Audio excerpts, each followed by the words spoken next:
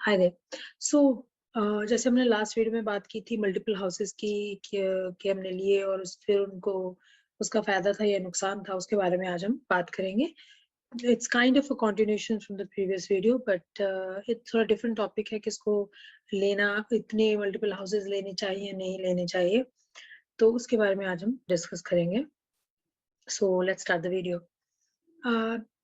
एक चीज मैं बिफोर हम लोग इसकी डिटेल में जाए, मैं एक चीज यहाँ पे जरूर मेंशन करना चाहूंगी कि जो कैनेडियन लॉज हैं वो बहुत ही क्या बोलते हैं, नॉर्मल से हैं।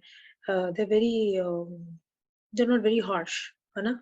और स्पेशली चाहे वो क्रिमिनल हो, सिविल हो, कोई भी लॉज हो, वो बहुत ही बड़े सॉफ्ट है। इन अदर वर्ड्स, जो टीनेंसी लॉ है वो भी बहुत इन फेवर ऑफ टीनेंट्स के है, किराएदारों के लिए ज्यादा फेवरेबल है कंपेयर टू लैंडलॉर्ड्स। तो ये चीजें जरूर कंसीडर करें जब भी आप एक्स्ट्रा प्रॉपर्टीज लेते हैं और ये सोचें कि हम इसको रेंट पे चढ़ा देंगे। So do think about those things too, कि अगर मैं भी आगे जाके बताऊंगी कि क्या कंडीशंस हो जाती हैं जिसमें यू फील सो हेल्पलेस कि भी आप कुछ नहीं कर पाते हैं, और आप एक काइंड ऑफ खुद ही अपने ही जाल में, जिसको आप कह सकते हैं पिंजरे में फंस जाते हो, क्योंकि आपके पास इतनी इनकम तो होती नहीं है, राइट, कि भी आप इतने सारे घरों का मॉर्गेज दे सको। अपने गौर मॉर्गेज उठाई होती है वो आपके नाम पे होती है। सो ये प्रॉब्लम्स मैं आपको अभी एक्सप्लेन करूंगी कि भी कैसे क्रिएट होती है। तो दूसरी चीज ये कहना है, मैं ये भी कहूंगी कि ये चीज जो एक्स्ट्रा प्रॉपर्टीज लेने की बात है वो वही इंसान करे जो जैसे जितनी पेन बर्दाश्त कर सकता हो, जो भाग दौड़ ज्यादा कर सकता हो, जो जैसे वो माइंड नहीं करता अगर इतनी प्रॉब्लम्स उनको आने लग जाए, तो वो इससे भागे ना, है ना।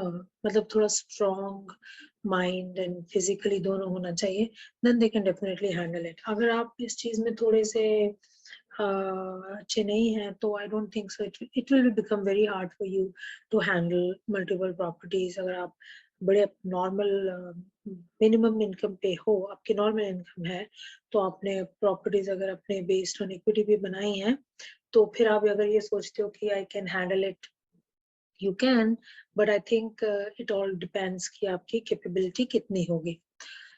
सो होता ऐसे कि हमारे साथ जो हुआ वो मैं अब आपको एक्सप्लेन कर देती हूँ कि ना तो हम इतने सॉफ्ट थे, ना ही हम इतने हॉर्श थे कि हम लोग जाके टीनेज की जान खाने लग जाए हर रोज की भी आपका रेंट नहीं आया, आपका रेंट नहीं आया।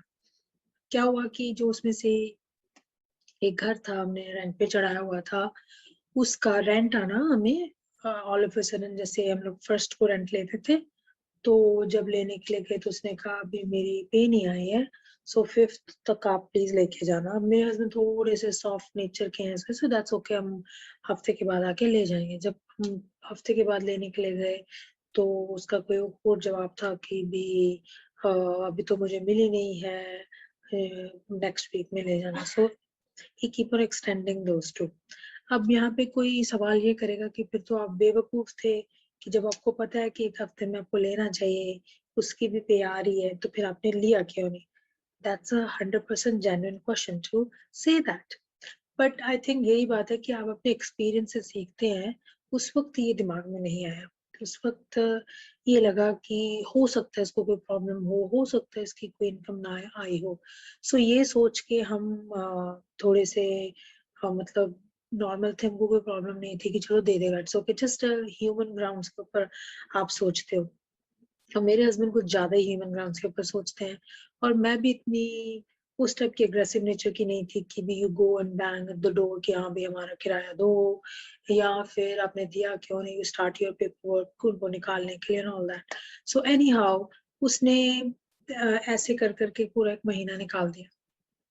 तो उस महीने की मॉर्गेज हमें देनी पड़ी। ऑफ कोर्स मॉर्गेज तो रुकेगी नहीं, वो तो मॉर्गेज की कंपनी तो अपने टाइम पे मॉर्गेज आपकी काट लेगी, और प्री ऑथराइज पेमेंट्स होती है जो आपकी बैंक में से ऑटोमेटिकली कटती जाती हैं। तो अब प्रॉब्लम ये थी कि चलो ठीक है, अभी आपकी कुछ ना कुछ सेविंग होती है, उसमें से निकल गया मनी, और फिर हमने सोचा तब तक आ जाएगा, इट्स ओके। बट क्या हुआ, 1 महीने के बाद उसका जो टेम्परामेंट सा था वो चेंज होने लग गया। He started become little aggressive, थोड़ा सा गुस्से में बोलता था। और कॉकेशियन था, वाइट जिसको हम बोलते हैं गोरे। अ, तो वो थोड़ा सा गुस्से में थोड़ा बोलने लग गया कि मैं मुझे क्यों बॉदर कर रहे हो, जब होगा तो मैं तुम्हें दे दूंगा। तो अब ये सेकंड मंथ स्टार्ट हो चुका था, तो मैंने अपने हस्बैंड को ये कहा कि भी अगर देखो, जॉब तो ये कर रहा है, उसको पैसे तो आ रहे हैं, ये हमें पैसे दे ही नहीं रहा है, इसका मतलब ठीक है ना। तो ये पैसे कहीं और स्पेंड कर रहा है, और हम मॉर्गेज अपने खुद से पे कर रहे हैं, so we have to take an action, नहीं तो नहीं। तो मेरे हस्बैंड कहते कोई बात नहीं, कई बार हो जाता है घर में कोई और खर्चा हो गया होगा जहाँ से ये नहीं दे पा रहा होगा, कोई बात नहीं, आप अभी इसने बोला है दे देगा तो ऑफकोर्स ये दे देगा। तो जब सेकंड मंथ भी ऐसे स्टार्ट होने लगा, तो वो हमें कहने लगा प्लीज यहाँ पे मत आओ, जब रेडी होंगे पैसे मैं आपको दे दूंगा। तो फिर मैंने ये बोला कि उस टाइम पे कि नहीं, फर्स्ट को आपको रेंट देना होता है, तो हमें रेंट चाहिए, क्योंकि मॉर्गेज हमारे अकाउंट में से निकल रही है, it's hard for us to handle that. तो उसने उस वक्त तक तो कुछ नहीं कहा, यही कहता रहा। फिर उसने मेरे हस्बैंड को ये बोला कि मेरी जो जॉब है वो जा चुकी है, I don't have a job right now, 1 महीने से। तो मेरे हस्बैंड को और तरस आ गया। इंस्टेंट मॉर्गेज लेने की बजाय ही सेड, हमने तो खाना तक कभी नहीं खाया ढंग से, हमको फूड बैंक जाके हम फूड बैंक वहां से खाना लेके आ रहे हैं, तो फिलहाल हमको फूड की भी बहुत प्रॉब्लम हो रही है, तो हम फूड बैंक से खाना लेके आए। तो मेरे हस्बैंड को वाकई बहुत तरस आया। वो कॉस्को गए, बड़ा बर्गर का पैक था वो लेके आए, उनको डिलीवर किया, जाके दिया। बाकी सारा उसके साथ बंस, जैसे ये लोग बर्गर्स वगैरह खाते हैं, वो सारा सामान उनसे $50-100 टोटल खर्च कर दिया होगा, कि वे बेचारे भूखे हैं और इनको खाना मिल रहा है। सो हम लोग तो ऑन ह्यूमैनिटेरियन ग्राउंड भी हेल्प कर रहे थे।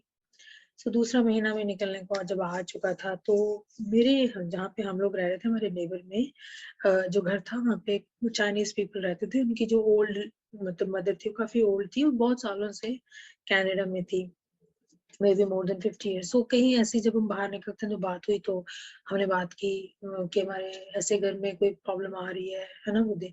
तो उस वक्त हमें उसने ये कहा कि आपको एक्शन फटाफट लेना चाहिए, क्योंकि क्या होता है कि ये लोग कहते हैं और ये रहते रहते हैं, देन घर नहीं छोड़ते हैं, तो रेंट देना बंद कर देते हैं, आपको प्रॉब्लम आ सकती है, तो आप इसको फटाफट घर से निकालो, और वरना ये प्रॉब्लम हो जाएगी आपको। तो उसने हमें वही क्लियर इंडिकेशन दिया जो मैंने अपने हस्बैंड को आके बोला। मेरे हस्बैंड कहते नहीं नहीं, ऐसे नहीं होता, वो बहुत अच्छा लग रहा है इंसान, सो ऐसा कुछ नहीं होगा। सो एनी हाउ, क्या हुआ कि हम लोगों ने ऐसे जाके जब फिर से कहा कि देखो, अगर आप मॉर्गेज अब नहीं दे पा रहे हो, 2 महीने हो चुके हैं, तो फिर आप या तो खाली कर दो, राइट, हम इससे ज्यादा तो अफोर्ड नहीं कर पाएंगे खुद, या फिर आप इसके पैसे दो और नेक्स्ट वालों के भी दो। तो वो बिल्कुल अग्रेसिव होगा कि मैं एक भी पैसा नहीं दूंगा। हमने कहा उसे घर खाली कर दो, कहता मैं घर भी नहीं खाली करूंगा। फिर हमने उसे यहाँ पे लॉ के हिसाब से पहले हमें उसे नोटिस देना पड़ा, अगेन 30 days का, या 2 weeks का होता है, मुझे भूल चुका है, 2 weeks का था या 30 days का था। अब उसने वो दिन भी एक्स्ट्रा ले लिया नोटिस के भी। तो अब आप खुद सोचो कि हमें ऑलमोस्ट 3 month हमारे ऊपर आ गए, और हमारे भी बैंक खाली हो ऑलमोस्ट हो ही चुका था उस हिसाब से।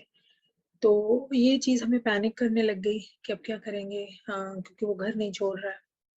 यहाँ के लॉस के बारे में अब हम सीख रहे थे कि क्या हो रहा है, क्या नहीं, तब तक हमें नहीं पता था कि भी ये सब कुछ हो रहा है।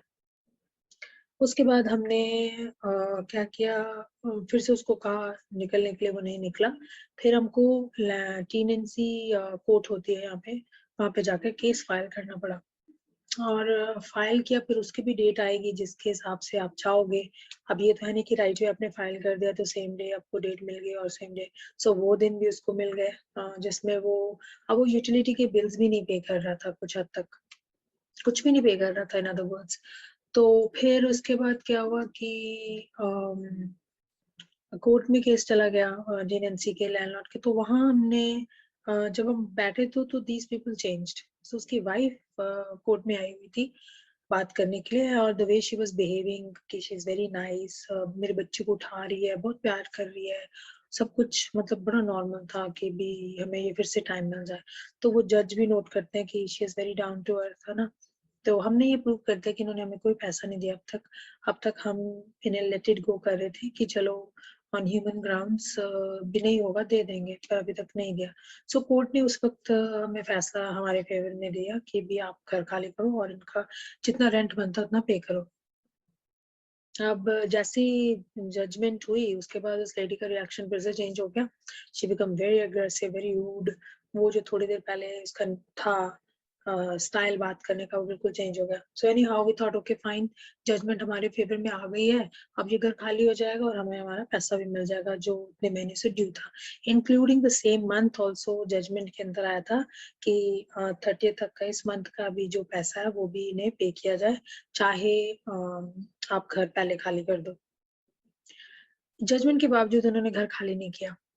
अब ये है कैनेडियन के लॉज जो इतने सॉफ्ट है कि उन्हें पता है कि हमें जजमेंट मिल चुके, maybe they were used to these kind of things, मुझे ऐसे लगता है, उन्हें पता है, तभी वो ये सब कर रहे थे। तो क्योंकि उन्होंने ये रेंट देना मैं बड़े कुछ ही महीनों में बंद कर दिया था, ये नहीं था कि बड़े देर से रह रहे थे तो कोई प्रॉब्लम नहीं आई थी। फिर उसके बाद इन्होंने घर नहीं खाली किया बिल्कुल भी। फिर हमें समझ नहीं आया क्या करें, हम फिर से कोर्ट में गए कि भी वो घर खाली नहीं कर रहे हैं। तो फिर उन्होंने पता नहीं 1 या 2 हफ्ते का फिर से टाइम दिया खाली करने के लिए। उन्होंने फिर से खाली नहीं किया, बैठे रहे वो। अब वो मेन टाइम क्या कर रहे थे, घर के अंदर तोड़-फोड़ उनकी शुरू हो गई। जैसे किचन कैबिनेट्स पे स्क्रैचेस, वो सब तो हमें तो पता नहीं है, वो हमने बाद में देखे, बट डिस्ट्रक्शन टाइप का थोड़ा बहुत शुरू किया। फिर उनको इतना पता नहीं था कि हम लोग कोई एक्शन बड़ी जल्दी ले लेंगे। तो हमें पढ़े लिखे होने की वजह से हमें फटाफट पढ़ना शुरू किया कि इनको कैसे निकाला जा सकता है। So the last option was to hire bailiffs. हाँ, बेलिफ्स को हायर करने के लिए भी आपको कोर्ट के थ्रू जाना पड़ता है। आप बेलिफ्स को डायरेक्ट हायर नहीं कर सकते कि भी हाँ, ये हमारा घर, बेलिफ्स का मतलब ये होता है कि जो खुद बाय फोर्स आके आपका जो है वो घर खाली, क्योंकि हम पुलिस को भी बुलाते थे कि भी ये घर खाली नहीं कर रहे हैं, जजमेंट आ चुकी है। तो पुलिस उसमें कह देती थी कि इट्स अ सिविल मैटर, आपको कोर्ट जाना पड़ेगा, we can do any single thing. तो वो उनके हाथ वहाँ खड़े हो जाते थे, तो पुलिस भी कुछ नहीं कर सकती थी। तो उल्टा जब हम 1-2 बार नॉक बाद में भी किया कि हमें पैसे दो, तो वो उन्होंने पुलिस कॉल कर दी। तो पुलिस वालों ने हमें कहा कि आप ऐसे इस प्रॉपर्टी पे नहीं आ सकते क्योंकि ये रह रहे हैं, so you can't come to the property. हालाँकि वो प्रॉपर्टी हमारी थी, जस्ट बिकॉज़ वो टीनेज वहाँ रह रहे हैं, हमें उन्हें एक नोटिस देना पड़ेगा, सब कुछ देना पड़ेगा before even we can talk to them. So इतनी डिफिकल्ट सिचुएशन हो गई कि वो घर हमारा होते हुए भी हम उसका कुछ नहीं कर पा रहे थे। फिर एनी हाउ तो जो बेलीफ के लिए फिर से हमने कोर्ट में पेपर दिया। तो वहाँ पे क्या होता है कि जब कोर्ट के अंदर पेपर आता है, दे अगेन वेरीफाई कि भी जो टेनेंट रह रहे हैं, कहीं उनकी तरफ से कोई क्लेम आया है कि नहीं। काउंटर क्लेम होता है कि भी हमको रहने दो, या जो भी कोई और कारण। तो मेरे हस्बैंड मॉर्निंग में बहुत अर्ली मॉर्निंग 8 ओ क्लॉक या 8:30 चले गए थे। जब कोर्ट खुली थी तो उन्होंने कहा कि अभी तक कोई नहीं आया, तो उन्होंने हमें जजमेंट दे दी बेलीफ को हायर करने के लिए। सेम डे आफ्टरनून में ये उसका हस्बैंड कोर्ट जाता है क्लेम करने के लिए कि अ, कि उन्हें घर वो चाहिए रहने के लिए। तो उस वक्त हमने $1800 बेलिफ के लिए राइट वे कैश पे किए थे। तो आप सोच सकते हो कि, और it was a big amount for us to pay. So 1800 हमने फटाफट पे किए, बेलिफ सेम डे आ गए। और उसका हस्बैंड कोर्ट में था उस वक्त जब वो बेलिफ हमारे घर पहुंच चुके थे, वो उस घर पे। और उसके बाद हम भी वहां पे थे, पर हमें बेलिफ्स ने कहा कि भी आप लोग यहाँ से चले जाओ, बिकॉज क्या हुआ, जब तक तो हम लोग इनिशियली तो हम सड़क पे ही खड़े हुए थे। तो वो उनका सामान बॉक्सेस वगैरह में पैक करके हाँ बाहर, पहले तो वो खोला नहीं उन्होंने, तो उन्होंने जबरदस्ती खुलवा लिया कि भी हम तोड़ देंगे, तो उसे लेडी को खोलना पड़ा। फिर उसने ना काफी सारी बिल्लियां रख ली थी और बिल्लियों के बच्चे वहां हो गए थे, तो बड़ा मेस क्रिएट किया हुआ था उसके अंदर। एनी हाउ फिर उसने क्या किया कि बेलिफ्स ने प्रॉपर जैसे उनके बंदे बुला के बड़े ढंग से उनका सामान पैक करके सड़क के किनारे पे रखते गए वहां पे। पे, क्योंकि उनका सिर्फ ये काम होता है कि घर से हमने निकाल दिया, बाहर हमने प्रॉपर रख दिया, क्योंकि कल को बॉक्सेस में रखने का भी कारण ये है कि कल को ये लोग कोर्ट में जाके ये क्लेम ना करें कि भी हमारा सामान उन्होंने खराब कर दिया था, तो इसके लिए हमें ये पेमेंट करें वापस। सो दे मेक श्योर कि वो वीडियो मूवीज भी बनाते हैं, और सारा सामान उन्होंने बाहर रख दिया। फिर उसके बाद मीन टाइम जब ये सब चल रहा था, उसका हस्बैंड कोर्ट से आ गया, उसको पता चल चुका था, तो ही वाज वेरी अग्रेसिव। वो हमें ना साइंस शो करने लग गया, थ्रेटनिंग एंड ऑल दैट। तो फिर हमें वहाँ पे पुलिस भी आई, भी उन्होंने बुलाई थी बेलिफ से, क्योंकि थोड़ा सा वो अजीब सा बिहेव कर रहे थे। तो फिर उन्होंने हमें कहा कि भी आप यहाँ से चले जाएं, क्योंकि we don't want to accelerate the situation, आपको देख के उन्हें गुस्सा आ रहा होगा। तो फिर हम वहाँ से चले गए, उन्होंने घर खाली करवा दिया, तो हमारा घर खाली हो गया। बट क्या हुआ कि जजमेंट तो थी उसकी, रेंट की जो पेंडिंग थी, जो उन्हें देनी थी, बट ये लोग, इनके वारंट इश्यू हो गए। पर ये लोग, इन्होंने क्या किया, बॉर्डर क्रॉस करके ये अमेरिका चले गए, क्योंकि इनके पास था तो कोई खास, आई डोंट नो, जो फर्नीचर था वो सब कुछ वहीं यहीं छोड़ के चले गए। आई डोंट नो उन्होंने क्या किया, वो उठाया या नहीं उठाया उस वक्त तो हमको पता नहीं है, क्योंकि 2 दिन तक तो उनका सामान वहीं सड़क पे पड़ा हुआ था। फिर उसके बाद ये लोग, जब हमें बाद में पता चला, क्योंकि हम लोग ट्रैक कर रहे थे पुलिस के थ्रू कि भी क्या हुआ क्या है, तो पुलिस भी इतना कोई खास ध्यान नहीं देती है, उनके लिए तो सिर्फ इट्स अ केस, राइट, तो कर दिया, अगर मिल गए तो ठीक है, नहीं तो नहीं सही। तो पता चला कि भी they are not in Canada anymore, they cross the border, और बॉर्डर पार को कि वो यहाँ के बॉन्ड होंगे, पता नहीं यूएसए के बॉन्ड होंगे, तो हमें वो पैसा आज तक नहीं मिला। तो एक तो ये वो वापस आ भी गए होंगे, वारंट का तो वैल्यू भी नहीं रही होगी अब तक।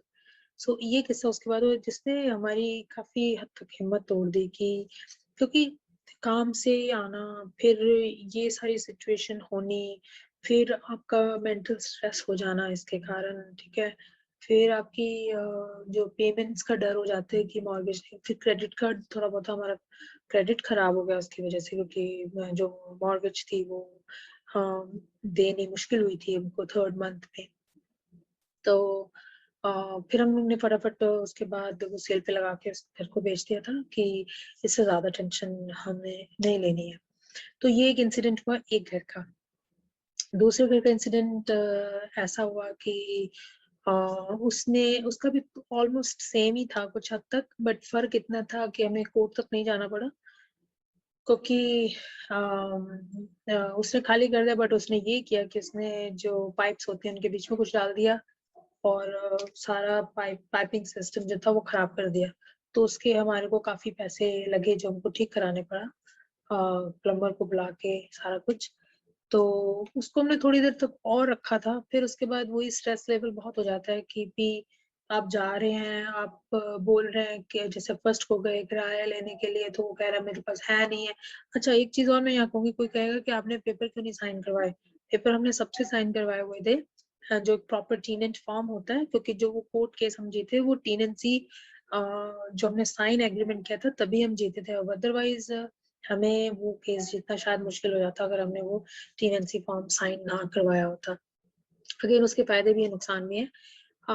फिर टीनेंसी फॉर्म करवाना बहुत जरूरी है, फिर उसमें आपके ड्राइविंग लाइसेंस होता है, आप अगले का सारी इंफॉर्मेशन लिखते हैं। पर अगेन प्राइवेसी लॉ के हिसाब से वो बंदा आपको मना कर सकता है कि मैं नहीं देना चाहता, तो फिर आप फोर्स नहीं कर सकते। हाँ, आप ये कह सकते हो कि मैं आपको घर नहीं देना चाहता, तो आप किसी और को दे सकते हैं। वो हमने धीरे धीरे सीखा है, एज वी गो, एक्सपीरियंस के साथ में। बट इनिशियली तो ये होता है कि फटाफट हमारा घर चढ़ जाए, हमें पैसे अपनी तरफ से ना देने पड़े, ये इंडियन मेंटालिटी थी। और जरूरी भी हो जाता है, क्योंकि हम लोग कौन से इतने मतलब मल्टी मिलियनर, हमारे पास पैसा पड़ा हुआ है कि आप उसकी पे कर देंगे अगर आपको ढंग का नहीं मिलेगा तो। सो सेकंड घर में भी हमें यही प्रॉब्लम चली काफी देर तक, जो मतलब कि कभी आ गए, कभी मिस हो गए, कभी कोई प्रॉब्लम होगी रिपेयर की, फिर आप, अच्छा, जो घर की कोई प्रॉब्लम हो जाएगी वो आपकी रिस्पॉन्सिबिलिटी होगी ठीक करना। और अगेन, अगर आप टाइम पे ठीक नहीं करते तो वो बंदा जो टीनेंट है वो आपको सू कर सकता है कि भी आपने किया नहीं, इसकी वजह से मुझे इतना नुकसान हो गया। सो वो चीज हमारे साथ हुई है इस घर में, कि भी कई बार ऐसा होता है जब यहाँ पे बहुत बारिश होती है, काफी बारिश होती है, तो जो घर थोड़े नीचे बने होते हैं, तो उनमें कई बार ना जैसे ऊपर से जो पानी आता है उनकी बेसमेंट्स पानी से भर जाती हैं। हमें घर लेने से पहले नहीं पता था, पर जब कहीं अचानक इतनी ज़बरदस्त बारिश हुई तो वो बेसमेंट में पानी भर गया। बेसमेंट में पानी भर गया तो उनका सामान जो नीचे रखा हुआ था, वो फ्लोट कर रहा था। They did showed us the picture, वो झूठ नहीं बोल रहे थे। तो अब क्या करें हम इसमें, हमें भी नहीं पता था, सो वी जस्ट ही सेड सॉरी। बट कई लोग क्या होता है, दे डोंट वांट सॉरी। तो उन्होंने हम पे केस किया इसके लिए अम, कि भी हमारा सामान खराब हो गया। बट ये था कि हमने सोचा हम इसको इंश्योरेंस से कवर कर लेंगे, क्योंकि होम इंश्योरेंस ली होती है तो उसमें से कवर हो जाएगा। बट वो कई क्लॉजेस होते हैं कि ये हम नहीं कवर करेंगे, ये हम, सो उसमें ये था कि अगर फ्लडिंग होती है बेसमेंट्स में, दैट वाज नॉट कवर्ड, सो वो कवर्ड नहीं था। तो वो हमें खुद पैसा पे करना पड़ा। तो ये चीज़ें हैं जो एक्स्ट्रा आती हैं। कई बार तो आपके साथ देखो हो जाता है कि भी सब ठीक-ठाक चल रहा है। कई बार क्या है कि जब आप इतनी सारी परेशानियाँ देखते हैं, आपके छोटे-छोटे बच्चे हों, आप नए हों, आपका कोई ना हो यहाँ पे कनाडा में, आप दोनों अकेले हों, आप अपनी लाइफ़ बहुत अच्छी तरह से जीने की कोशिश कर रहे हों, आप पैसा सेव करते हो, आप फालतू कोई खर्चा नहीं करते, उसके बावजूद भी जब ये सभी चीज़ें होने लगती हैं तो फिर एक ना बड़ा सेटबैक सा लगता है आपको कि भी ऐसा क्यों हो रहा है? And then you just want a piece of life कि मैं आराम से अपनी ज़िंदगी काटना चाहता हूँ, अच्छी काटना चाहता हूँ, ढंग की हो, ज़्यादा चाहे ना हो। सो ये एक चीज़ फीलिंग हमें बहुत स्ट्रक होने लगी थी उस टाइम पे, क्योंकि हम भाग-भाग के थक चुके थे। कभी कोर्ट में जा रहे हैं, कभी किसी ने हमें सू कर दिया, कभी कुछ हो गया। तो जो लोग यहाँ के पे रह रहे थे, यहाँ के बॉर्न हैं या यूएसए से आए हैं, they know all these laws, और लॉज़ इतने सॉफ्ट हैं कि आपके फ़ेवर में वो कभी भी नहीं बोलेंगे। वो हर फ़ेवर जो है वो टेनेंसी के लिए ही बनाई जाती है, लैंडलॉर्ड की नहीं होती। सो एग्रीमेंट होने के बावजूद भी आप कुछ नहीं कर सकते, क्योंकि आपका एग्रीमेंट है, आप उसके बाद उसको नोटिस देंगे और नोटिस भी 30 डेज़ का होगा। उसका मतलब ये होता है कि भी आप उसको टाइम दे रहे हैं कि वो कहीं और घर ढूँढ सके। He can't just go like that. दूसरा चीज़ है, नोटिस खत्म होने के बाद ही कैन से कि मेरे को घर नहीं मिला, मैं जा नहीं सका, जो भी कोई ऑप्शन है। फिर आपके पास, आप ज़बरदस्ती उसका सामान उठा के बाहर नहीं रख सकते, तो वो पुलिस बुला सकता है और आपको वापस उसको अंदर रखना पड़ेगा, उसको घर के अंदर। आप लॉक्स चेंज नहीं कर सकते, आप मतलब कुछ भी नहीं ऐसा कर सकते। तो अगर वो खुद चला जाए ठीक है, अगर वो नहीं जाता फिर आप कोर्ट में जाओ, कोर्ट के थ्रू जो फैसला होगा उसके हिसाब से चलो। अगर फैसला आपके फ़ेवर में होगा उसके बाद भी नहीं जाता है, तो फिर आप फिर कोर्ट जाओ, बेलिफ्स हायर करो। यही एक तरीका है, इसके अलावा ज़बरदस्ती का तरीका नहीं है। कई लोग करते हैं ज़बरदस्ती, और कई लोगों का चल भी जाता है। बहुत लोग हैं जो करते हैं, बट आपको फिर आपकी पर्सनैलिटी वैसी होनी चाहिए आई थिंक। तो मेरे हस्बैंड की पर्सनैलिटी ऐसी नहीं है, और ना ही वो ही can go to that extent कि वो किसी के साथ, ना ही मैं चाहती हूँ कि वो किसी के साथ लड़े। सो ये कारण हमारे इनिशियली रहे, जिसके बाद we thought it's not a good strategy to do. दूसरी चीज़, ये तो हो गया घरों के अलावा। बाकी हुआ कि मेरी पर्सनल लाइफ, जो 2006 में मेरा बेटा बॉर्न हुआ, दूसरा बेबी था जो, वो थोड़ी हार्ट कंडीशन से बॉर्न हुआ था, तो उसकी open heart surgery, open chest surgery हुई। So we were very struck with those kind of things too, कि भी आप, आई रियली से थैंकफुल कि मैं कनाडा में थी उस वक़्त। आई डोंट नो, इस मामले में आई रियली फील कि कनाडा इज़ रियली ग्रेट। तो वो सिचुएशंस हुई, तो उसके बाद भी जस्ट रियलाइज की भी मैक्सिमम एक और आप अपनी ओन प्रॉपर्टी एक आधी और रख लें जिसको आप मेंटेन कर सकें, ज़्यादा रखने की ज़रूरत नहीं है। So I will end my video here. मुझे बताएं आपकी जो व्यूज़ हैं इसके बारे में क्या है, या आपके एक्सपीरियंस अगर है तो क्या है? क्योंकि कई लोग जो नए आए हैं, जैसे मे बी 2-3 साल जिन्हें हुआ है, हो सकता है उन्हें इतना एक्सपीरियंस ना हो अभी तक, क्योंकि जो एक्सपीरियंस मैं कर चुकी हूँ इन 20 इयर्स, अ, क्योंकि मुझे भी वो एक्सपीरियंस नहीं था in the start of 2-3 years. So please do comment and let me know आपके एक्सपीरियंस या व्यूज़ क्या हैं।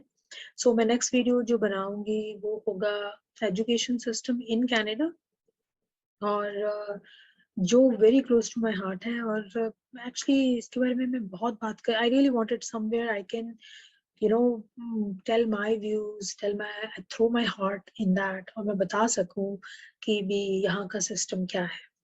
Thanks for watching and see you again.